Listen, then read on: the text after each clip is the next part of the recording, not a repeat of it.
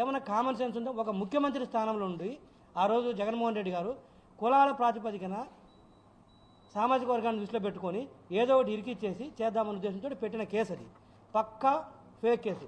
ఎందుకు పక్కా fake case అంటే వస్తాను ఈ సాక్షి కథనానికి ఇంట్లోకి. ఇది వాళ్ళు ఫైల్ చేసినటువంటి ఎఫ్ఐఆర్ 9/9/2021లో. అసలు ఈ ఎఫ్ఐఆర్లోనే ఒక దారుణం ఏంటంటే ఎఫ్ఐఆర్ని ఎప్పుడు ఎలా ఫైల్ చేస్తారు, ఎవరైనా కంప్లైంట్ ఇస్తే ఎఫ్ఐఆర్ కడతారు పోలీస్ స్టేషన్లో.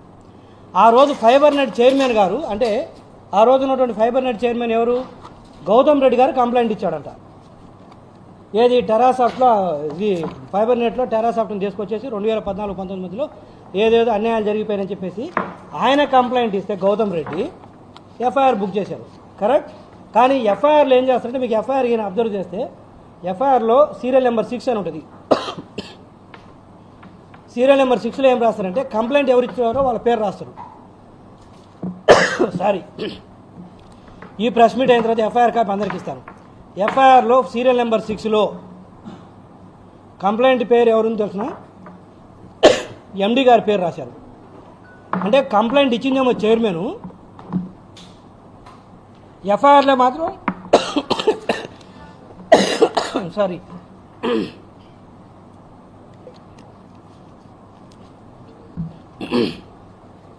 ఎఫ్ఐఆర్ ఏమో కంప్లైంట్ ఇచ్చింది మాత్రం ఫైబర్ నెట్ చైర్మన్, కానీ కంప్లైంట్ ఇచ్చింది ఫైబర్ నెట్ చైర్మన్ అయితే ఎఫ్ఐఆర్లో కాలం నెంబర్ 6లో రాసింది ఎండి గారు ఇచ్చినట్టుగా రాశారు.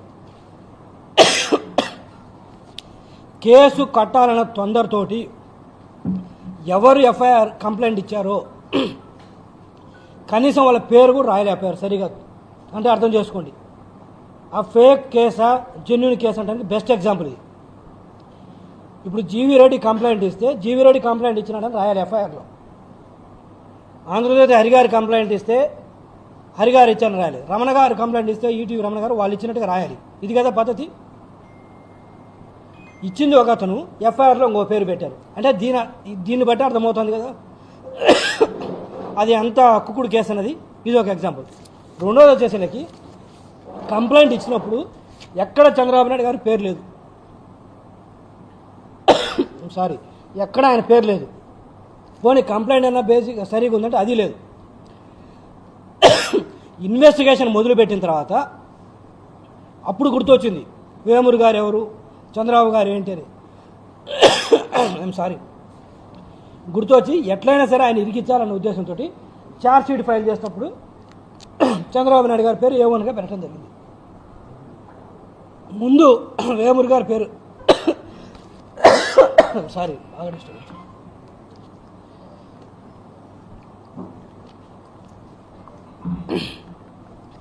ముందేమో ఏవన్గేమో వేమూరు గారిని పెట్టారు, ఏది ఫైల్ ఎఫ్ఐఆర్ చేసినప్పుడు. తర్వాత కేవలం చంద్రబాబు నాయుడు గారిని ఇరికించడం కోసం ఛార్జ్ షీట్ వేసేటప్పుడు ఈయన పేరు మార్చి ఈయన ఏవన్కి తీసేసి ఆయన ఏవన్కి పెట్టి ఈయన ఏ2గా మార్చారు. పోనీ ఇంత ఫైల్ చేసి ఛార్జ్ షీట్ అయిందా అంటే కోర్టు రిజెక్ట్ చేసింది ఆ ఛార్జ్ షీట్ని. మీరు కరెక్ట్గా చేస్తే ఛార్జ్ షీట్ని కోర్టులు ఎందుకు కాగ్నిజెన్స్లో తీసుకో, ఆనరబుల్ కోర్ట్స్ ఛార్జ్ షీట్ని రిజెక్ట్ చేశారు. ఇది ఇష్యూ. అయితే నిన్న సాక్షిలో రాస్తారు, అబద్ధపు వాంగ్మూలం చెప్పించి ఆడిట్ వేదికను తొక్కిపెట్టంట. అంటే వీళ్ళ ఉద్దేశం ఏంటంటే నాడు ఆఫీసర్స్ మొత్తం రిపోర్ట్స్ ఇస్తే ఇప్పుడు ఈ గవర్నమెంట్ వచ్చిన తర్వాత, నేను పేర్లు చెప్పదలుచుకోలేదు, ఆ ఆఫీసర్స్కి మేము మంచి పోస్టింగ్లు ఇచ్చి మేము ఆ రోజు ఇచ్చిన వాంగ్మూలాన్ని రివర్సల్ చేశామని చెప్పేసి పత్రికలో రాయటం జరిగింది. నేను అడుగుతున్నాను, ఈ రోజున్న ఐఏఎస్లు కావచ్చు, సారీ ఈ రోజున్న ఐఏఎస్ ఆఫీసర్స్, ఐపీఎస్ ఆఫీసర్స్ మొత్తం 2019-24 మధ్యలో పనిచేసి ఉండేది కాదు, మొత్తం కాదు.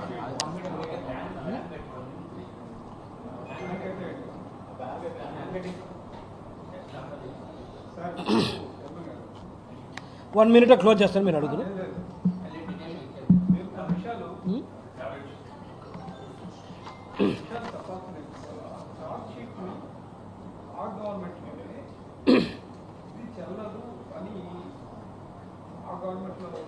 వస్తున్నా దానికే వస్తున్నాను. సో ఛార్జ్షీట్ ఫైల్ చేస్తే ఆనరబుల్ కోర్ట్స్ ఆ రోజు సరిగా చేయలేదని చెప్పేసి రిజెక్ట్ చేయడం జరిగింది. మీరు అన్నట్టు మేము ఏదో ఇన్ఫ్లుయెన్స్ చేస్తే మీ గవర్నమెంటే కదా ఆ రోజు ఉన్నది, మీ సిఐడి వాళ్ళే కదా ఫైల్ చేసిన ఛార్జ్షీట్ను, పీపీలు అందరూ మీ వాళ్ళే కదా ఉన్నది ఆ రోజు. మరి ఎందుకు రిజెక్ట్ అయింది? ఈరోజు మేము తొక్కిపట్టామని రాస్తున్నారు. సో తొక్కిపడడం ఏంది? ఈ రోజున ఐఏఎస్లో ఐపీఎస్లోకి 2019-24 మధ్యలో చేసిన వాళ్ళు కదా వీళ్ళందరూ. ఒకళ్ళిద్దరు దీంట్లో సాక్ష్యాలు చెప్పిన వాళ్ళైనా ఆ రోజున ఆఫీసర్స్ మొత్తానికి పోస్టింగ్లు ఇచ్చాం కదా ఈరోజు మేము. ఎవరికి ఇవ్వలేదు చెప్పండి పోస్టింగ్స్? మీడియా వాళ్ళకు కూడా రాయడం జరిగింది. ఆ రోజు చంద్రబాబు నాయుడు గారికి వ్యతిరేకం చేసిన ఆఫీసర్స్ కూడా పోస్టింగ్లు ఇవ్వడం జరిగిందని. మరి ఏదో ఒకరిద్దరు ఆఫీసర్స్గా పోస్టింగ్లు ఇచ్చినట్టు మిగతా వాళ్ళు ఇవ్వనట్టుగా చెప్తున్నారు. అందరికి ఇచ్చాం కదా పోస్టింగ్స్, ఎవరికి ఇవ్వలేదు అంటే మీ దాకా వచ్చేసరికి వాళ్ళకి ఏదో పోస్టింగ్ ఇచ్చామంట ఇంకోటి. ఇప్పుడు అందుకని మాకు అనుకూలంగా చెబుతున్నట. అంటే మేము పోస్టింగ్లు ఇచ్చాం కాబట్టి మాకు అనుకూలంగా చెప్తున్నారంటే మరి ఆ రోజు పోస్టింగ్లు ఇచ్చారు కాబట్టి మీకు అనుకూలంగా చెప్పారా? మీకు అనుకూలంగా చెప్పి ఆ రోజు చంద్రబాబు నాయుడు గారి మీద కేసులు పెట్టించారా మీరు? మరి ఇది నిజమైతే మరి అది నిజమైన ఒప్పుకుంటారా? అంటే ఆఫీసర్స్ ఐఏఎస్ అంత ఎన్నెముక లేకుండా ఉన్నారని మీరే చెప్తారా? అంత దిగజారుస్తారా వాళ్ళని మీరు? ఇదొక ఆస్పెక్ట్. చెరుకూరు శ్రీధర్ గారి గురించి రాశారు. ఒక పక్క చెరుకూరు శ్రీధర్ గారు మా మనిషేనని మీరే చెప్తారు గతంలో సిఆర్డీఏగా ఉన్నప్పుడు కానీ. మళ్ళీ దీంట్లో ఏం చెబుతారు? మేము ఆయన భయపెట్టి లొంగ తీసుకున్నామంట. అతను మా మనిషి అయినప్పుడు మళ్ళీ మేము భయపెట్టి లొంగ తీసుకోవాల్సిన అవసరం ఏముంది? ఓ పక్క చెరుకూరు శ్రీధర్ గారు లేకపోతే మిగతా ఆఫీసర్స్ మా మనుషులేం చెబుతారు, ఇంకో పక్కనేమో బెదిరించి లొంగ తీసుకున్నామంట. అరెస్ట్ చేసి రాసామంట, అరెస్ట్ చేసి బెదిరించి లొంగ తీసుకున్నామంట. అంటే వీళ్ళ ద్వంద్వ వైఖరి ఏ విధంగా ఉందంటానికి ఇది బెస్ట్ ఎగ్జాంపుల్. సో నేను ఇందాక ఎఫ్ఐఆర్ కూడా చెప్పాను, ఎక్కడ కూడా వాళ్ళు కంప్లైంట్ ఆయన పేరు లేదు, ఇన్వెస్టిగేషన్ లేదు, ఛార్జ్ షీట్ ఇప్పుడు వస్తుంది. కంప్లైంట్ ఇచ్చింది ఒకళ్ళు, ఎఫ్ఐఆర్లో రాసిన పేరు ఒకళ్ళు. చైర్మన్ కంప్లైంట్ ఇస్తాడు, కంప్లైంట్ ఇచ్చినట్టుగా ఎండీ ఇచ్చాడని రాస్తాడు. అంటే ఆ రోజు ఎండీ చైర్మన్ కూడా ఏ స్థాయిలో సహకరించారంటే బెస్ట్ ఎగ్జాంపుల్ ఇది. అంటే ఇంత నీతి మారినట్టుగా సాక్షి ఈరోజు అది ప్రతిపక్షంలో ఉన్నా కూడా 11 సీట్లు పడిపోయినా కూడా ఇంకా ఏమాత్రం లేకుండా ఇంకా ఏదో జరిగిపోయినట్టుగా కొంపలు మునిగిపోయినట్టుగా రాస్తున్నారు. నేను చెప్తాను ఈరోజు పవిత్ర కన్స్ట్రక్షన్, మళ్ళీ నేను చెప్తాను దాని మీద సపరేట్ ప్రెస్ మీట్ పెడతాను. పవిత్ర కన్స్ట్రక్షన్ చెప్పిన దాదాపు 100 కోట్ల పైన వర్కులు ఆ రోజున్న మసూదన్ రెడ్డి గారు ఎండి గారు సొంత వాళ్ళ ఇంట్లో వాళ్ళకి ఇచ్చాడు. ఎట్లా ఇస్తారండి? కాన్ఫ్లిక్ట్ ఆఫ్ ఇంట్రెస్ట్ రాదా? సొంత బ్రదర్స్కి ఇచ్చాడు. నేను మళ్ళీ దాని మీద డీటెయిల్గా చెప్తాను. అది బెనిఫిట్ చేయడం అంటే, అది కాన్ఫ్లిక్ట్ ఆఫ్ ఇంట్రెస్ట్ అంటే. ఒక కులంలోనో ఒక మతంలోనో ఇస్తే అది ఎవడేం చేస్తాడు? అది ఆ రోజు ఉన్న మసూదన్ రెడ్డి గారు ఇంట్లో వాళ్ళకి ఇచ్చాడు. ఒకటిగా చాలా కంపెనీలు ఇచ్చాడు. అందులో పవిత్ర కన్స్ట్రక్షన్స్ ఒకటి. 100 కోట్ల పైగా ఇచ్చాడు. టెండర్స్ ఇచ్చేసి వర్క్ చేయించుకున్నాడు, సప్లై చేయడం జరిగింది. మెటీరియల్స్ మొత్తం ఇష్టం వచ్చినట్టుగా పేమెంట్ చేశారు. మరి అది కదా ఈ కేసులు, అవి కదా ఇచ్చుకోవడం అంటే, లబ్ధి చేసుకోవడం అంటే. ఇదే లబ్ధి చేయడం అంటే, అదే లబ్ధి చేయడం అంటే. మరి జగన్మోహన్ రెడ్డి గారు ఏం సమాధానం చెప్తారు దానికి? పెట్టమంటారు దాని మీద కేసు? పెట్టమంటారు, నేను పెడతాను కూడా గ్యారంటీగా. అలాంటి కంపెనీలు బయటకు తీస్తాను, నేను ఉన్నాయి, వర్క్ చేస్తున్నాను. ఎందుకంటే ప్రాపర్ వీళ్ళ మాదిరి అడ్డగోలుగా రాలేం కదా. అది కూడా త్వరలో తీసుకొచ్చి చెప్తాను. అది ఇంట్లో వాళ్ళకి ఇచ్చి లబ్ధి చేకూర్చుకోవడం అంటే. ఇదే లబ్ధి చేకూర్చుకోవడం అంటే. చంద్రబాబు నాయుడు గారు అడ్డగోలుగా మీరు కేసులు పెట్టిందే కాకుండా, ఏమనగా మార్చిందే కాకుండా, పోనీ ఏమన్నా బేస్ రాశారంటే ఏం లేదు, కేవలం ఒకటే బేసు ఒత్తిడి చేశారంట చంద్రబాబు నాయుడు గారు, అందుకని ఇచ్చారంట. అందుకు ఆయన ఏమన్నా అవుతాడు? ఏమన్నా కామన్ సెన్స్ ఉండవల్ల, దానికి బేస్ ఉండవల్ల. కనీసం ఇదిగో ఫోన్ కాల్స్ ఇది చేశాడు, పిలిపించాడు, మాట్లాడేది జీరో బేసు. మళ్ళీ మేము ఒత్తిడి చేసి ఆఫీసర్స్ని ఆడిట్ నివేదికను తొక్కిపెట్టట. నువ్వు ఇచ్చిందే అబద్ధం ఆడిట్ నివేదిక, మళ్ళీ దాన్ని మేము తొక్కిపెట్టడం ఏంది?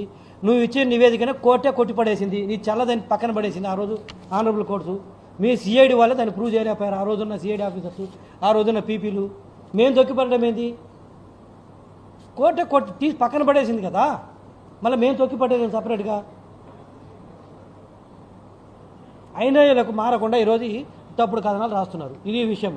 సో ఫైబర్ నెట్కు సంబంధించి ఆ రోజు టెరాసాఫ్ట్ కానీ పక్కాగా వాళ్ళు చేయబట్టి ఈరోజు సంస్థ ఆ రోజు వేసిన, నేను వాళ్ళకి కితాబు ఇవ్వాలని చెప్పట్లేదు.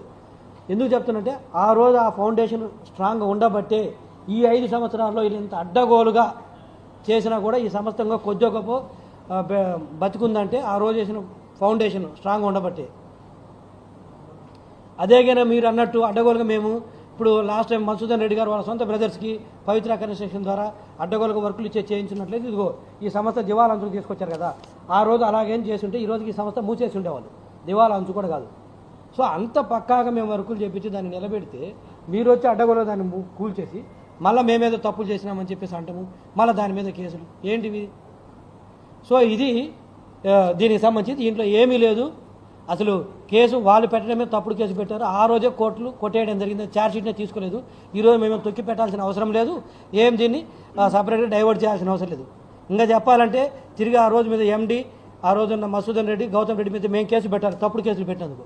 అది కూడా అవకాశం ఉంటే లీగల్ ఒపీనియన్ తీసుకొని డెఫినెట్గా తప్పుడు కేసులు పెట్టినందుకు, సంస్థ రెప్యుటేషన్ కూడా పాడు చేసినందుకు ఆ యాక్షన్ కూడా ఇనిషియేట్ చేస్తాం. ఇది దీనికి సంబంధించి మీరు ఏదైనా దీని మీద ప్రశ్నలు అడగాలంటే అడగచ్చు.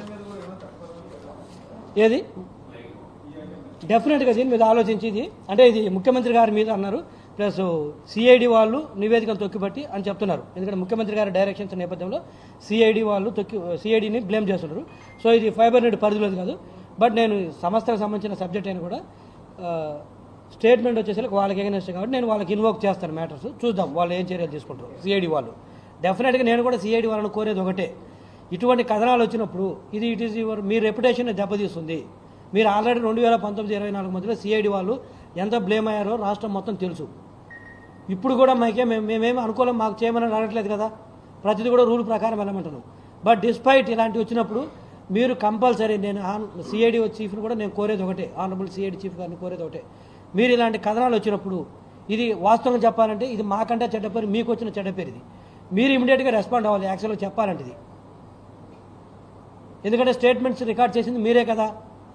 మరి మీరు రికార్డ్ చేసినప్పుడు what's wrong with CID officers? మేము వచ్చి ఇచ్చుకోవాల్సిన దాకా ఎందుకు మీరు ఆగుతున్నారు? మేము అలాంటి ఒత్తిళ్లు చేసి రిపోర్ట్స్ తీసుకోలేదు 164 కావచ్చు వాట్ ఎవర్ స్టేట్మెంట్స్ అని మీరు ఒక స్టేట్మెంట్ మీరు రిలీజ్ చేయాలి. ఎందుకు మీరు గమ్మున ఉంటున్నారో నాకు అర్థం కావట్లేదు. అప్పుడైతే మాత్రం ప్రధానికి మీడియా ముందుకు వచ్చేవాళ్ళు సిఐడి వాళ్ళు. ఈరోజు నేను మీడియా ముందుకు రమ్మని కూడా చెప్పట్లేదు, మాకు ఒత్తాసు పలకమని కూడా చెప్పట్లేదు. మీ మీద వచ్చిన బ్లేమ్ నన్ను ఖండించండి అంటున్నా నేను.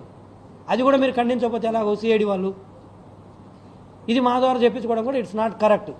And subject with due respect నేను చెప్తున్నాను సిఐడి ఆఫీసర్స్కి, ఇలాంటివి వచ్చినప్పుడు నేను అట్లీస్ట్ రెస్పాండ్ అవ్వండి. మాకేం అనుకూలంగా చేయమని మేము చెప్పము ఎప్పుడు కూడా. మా ముఖ్యమంత్రి గారి మీద వచ్చినప్పుడు కానీ మా ఇక్కడ సబ్జెక్ట్ మా సంస్థ కానీ మాకేం కితాబులు ఇవ్వమని మేము చెప్పము. అట్లీస్ట్ మీ మీద వచ్చిన దానికన్నా మీరు రెస్పాండ్ అవ్వండి. మీ మీద వచ్చిన దానికి మీరు రెస్పాండ్ కాకపోతే ఏమవుతుంది, ఇంటర్న్ అది మీరు యువర్ పార్ట్ ఆఫ్ గవర్నమెంట్ కాబట్టి అదేదో మళ్ళీ మేమే చేయించామన్న దానికి ఇంప్లైడింగ్ వెళ్తుంది అవకాశం ఉంది, ఇంప్లైడ్ మీనింగ్ వెళ్ళడానికి అవకాశం ఉంది. ఎనీ అదర్ అది వేరే సబ్జెక్టు, దీని మీద మాట్లాడదాం 5 minutes.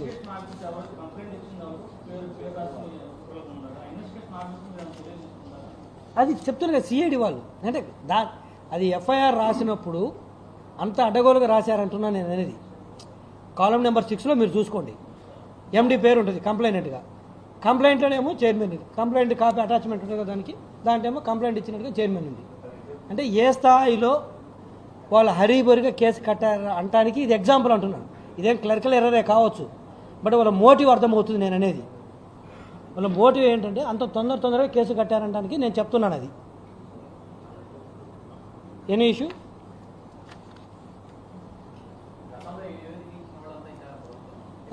ఏమంటారు మీరు?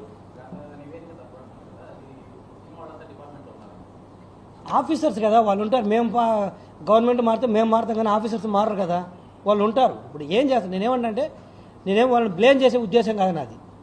ఆ రోజు ప్రెజర్ పెట్టారు, వాళ్ళు ప్రెజర్ పెడితే చేశారు, మేము ప్రెజర్ పెట్టలేదు. ఇప్పుడు మేము ప్రెజర్ పెట్టామని రాస్తున్నారు కాబట్టి నేను ఎందుకు అడుగుతున్నానంటే సిఐడి వాళ్ళని, వాళ్ళు ప్రెజర్ పెట్టినప్పుడు చేసినప్పుడు మీరు బయటికి కూడా రాలేదు, చేశారు. ఈరోజు మేము ప్రెజర్ పెట్టకపోయినా కూడా మీ మీద రాస్తుంటే మీరు వచ్చి సమాధానం చెప్పమంటున్నాను నేను అనేది. అంతే తప్పితే మేమేం వేరే కదా అడగట్లేదు వాళ్ళని. ఇది తప్పు, సాక్షిలో వచ్చిన కథ తప్పు, లేకపోతే సిఐడి ఆఫీస్ నుంచి మీరు ఏదైనా డిఫమేషన్ సాక్షి మీద వేసేటట్లయితే దాన్ని కూడా పరిశీలించండి అంటున్నాను. Both civil and criminal defamation. అది చేయకపోతే ఏమవుతుందంటే సిఐడి వాళ్ళు చేయకపోతే నిజంగా మేము చేయించామేమో అనుకుంటారు జనాలు. మరి ఎక్కడో సైడ్ మనం ఖండించకపోతే ఏమనుకుంటారు, మరి వాస్తవం అనుకుంటారు కదా. అది అందుకని మా పాత్ర మేము చేయాల్సింది నేను చెప్తున్నాను. సిఐడి చేయాల్సింది సిఐడి చేయాలంటాను నేను అనేది.